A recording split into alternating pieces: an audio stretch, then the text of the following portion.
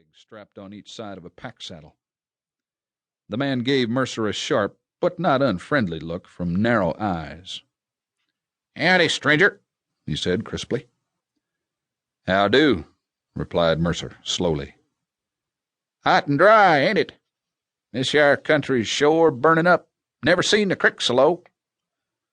And the old fellow proceeded to unstrap one of the kegs. "My horse is frazzled out, and so am I. Any place near where we can get lodging?" "Well, you're welcome to my shack," drawled the other. "But it ain't much, and there's a good tavern at Ricin." "Thanks. I'll go on to Ricin if it's not far." "Less'n 2 mile." "Good. I'm lucky today. What's this place Ricin? Town, sawmill, or cow camp?" "Well, Ricin's a tolerable big town. Fact is, it's only one in the Tonto. They's 2 saloons besides a tavern, Sam Walker's store and the Timms Brothers store and Hadley's blacksmith shop and the church town hall and school all in one, and I reckon a dozen or so houses." "Isn't quite a place," interrupted Mercer thoughtfully. "Any ranches?" "Sure. Strung few and far between all down the valley." "That's so. Surprises me. I wouldn't take this for a cattle country." "Well, cattle grow fat here when they skinning bones on the uplands. Water never fails, and if the grass fails, as it has this summer, they's always browsing." "You don't say. Interesting. I sort of like this country. Where do the cattlemen drive stock?" "Maricopa. It's over the mountain range south, nigh 200 mile. This is a wild country. What's here besides cattle?" "Well, there's Injuns and any amount of bar, cougar, turkey, deer." "I reckon I'll stop. But I meant what kind of work for a fellow besides riding?"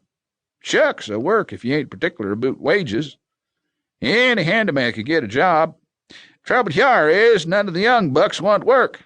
Lots of business going on round Ricin, but little money moving." "Tell me where to get a job. I'd rather be far out of town." "Well, the other day I heard Rock Lilley roaring about not having anyone to cut his sorghum." "Sorghum? What's that?" "Say, you never heard of sorghum?" inquired the old fellow with a bright gleam in his eyes. "No, sir, I never did." "Humph! I reckon then you never heard of white mule either." "I got kicked by one once." "You mean just an ordinary white mule?" "Nope.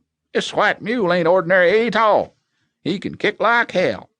Well, as I was saying, Rock Lilley was roaring 'cause none of his boys would stay home and cut the sorghum. Rock's got 6 strapping boys, and I don't know how many girls. They're sure a real old Texas family." "What's Rock's business? Ranching?" "Sure. He's got some cattle running wild. Seldom drives to Maricopa. Kills a beef now and then or makes a trade. Hunts bar most of the time." "How does he make a living then, let alone paying wages to a rider?" "That's a stumper. I just can't tell you, stranger. Rock and his family air poor, but they get along somehow. Just had a purty daughter come home from some aunt or something in Texas. I seen her and wished I was young once more." "Damn, I'd better dodge that Lilley outfit," exclaimed Mercer, discouraged. "How about some other cattlemen?" "Well, you might try Simpson, across the valley from Lilley." "What's he?"